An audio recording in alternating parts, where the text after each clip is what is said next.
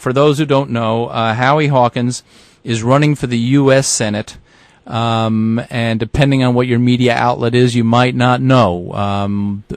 Howie's struggle is not only to try to win, but to get people to pay attention to his race and what he has to say.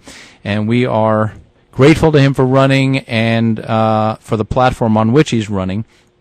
And I guess, Howie, why don't you tell people a little bit about what brought you to this? I mean, running a race for Senate against Hillary Clinton would seem to some people to be a suicide mission. So tell us what drives you, because clearly this is a labor of love.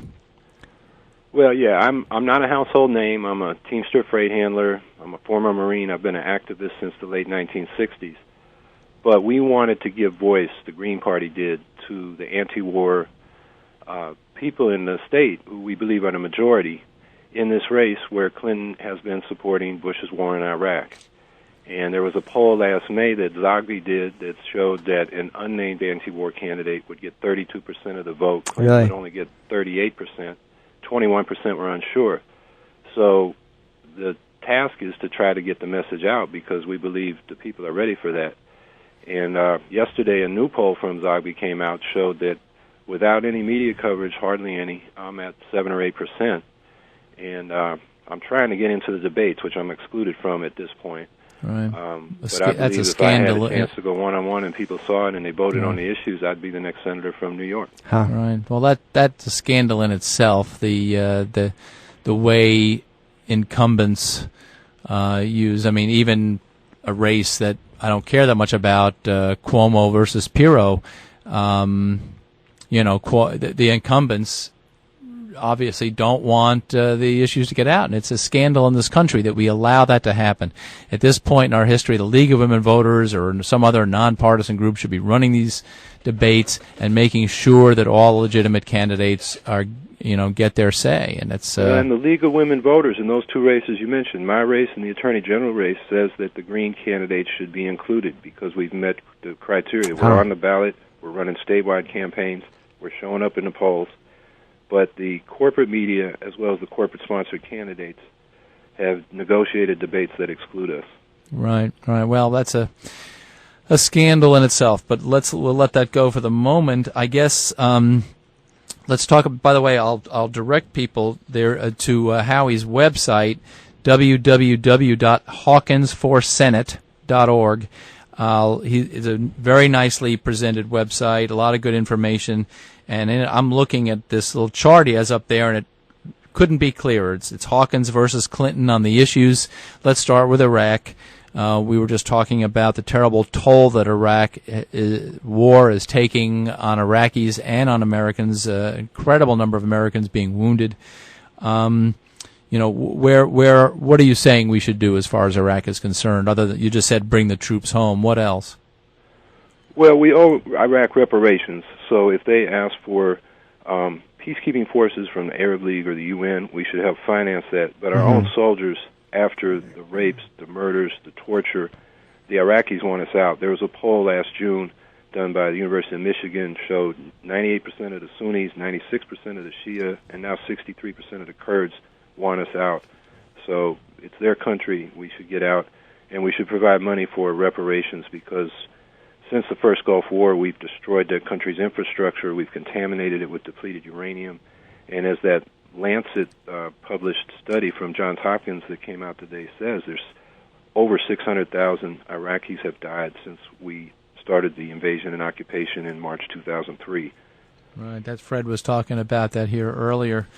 Howie, this is Fred. Actually, I had a question, too. Since the administration and Hillary Clinton, everybody sells this war on doing what's right for the Iraqi people. It's pretty important not to let Americans know how detested or how much the Iraqi people really want us out. And do you find a lot of evidence that the media just doesn't tell us that story? We're still in there, and there's a lot of idealistic people in this country that want to do the right thing, and they're really being hoodwinked by this. Yeah, I think the media, there was an AP story out this week about the Clinton-Spencer differences in the Senate race, and Spencer's very much for Bush's policy, And it makes Clinton sound anti-war because she criticizes Rumsfeld and how the war has been conducted. But in fact, she's arguing with Bush over how to fight the war, not whether we should even be there. Yeah. Right. And my position is we shouldn't be there. It was never about terrorism or democracy or the first excuse, weapons of mass destruction. Exactly. It was about military bases and control of the oil. And you can find that in the policy documents, both from the neocons, like the Project for a New American Century study that said, we need a new Pearl Harbor in order to militarize our foreign policy, but you can also find it in Democratic strategists like Zbigniew Brzezinski in his book, The Grand Chessboard, which came out even earlier in 97. And I saw that when I was in the Marines, they had a magazine called Leatherneck, and they called the Persian Gulf the Archimedes point of world geopolitics. In other words, that's the point where you can leverage control over the whole Eurasian landmass. That's interesting, huh? This is early 70s. They're talking about we need to be there to put military bases and control the oil because it's the lifeblood of other countries' economies.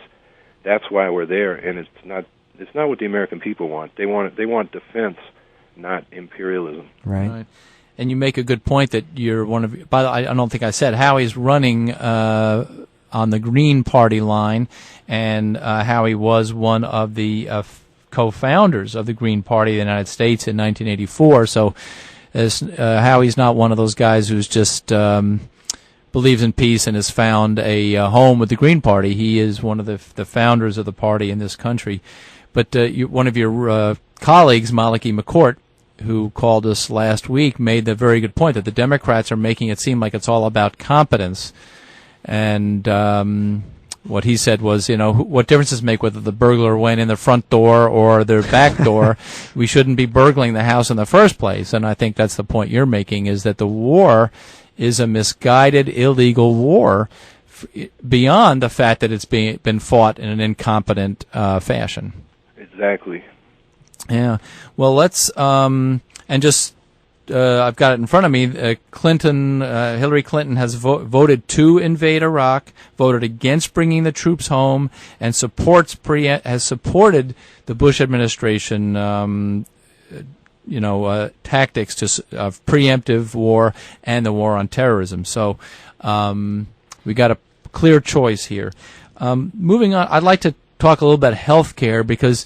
Again, it's how Hillary's sort of able to paint herself a certain way, and because of her early efforts when Bill Clinton was elected, she's still somehow viewed as a champion of health care reform, when that's really no longer the case. Tell us, what you're proposing and how it differs from her.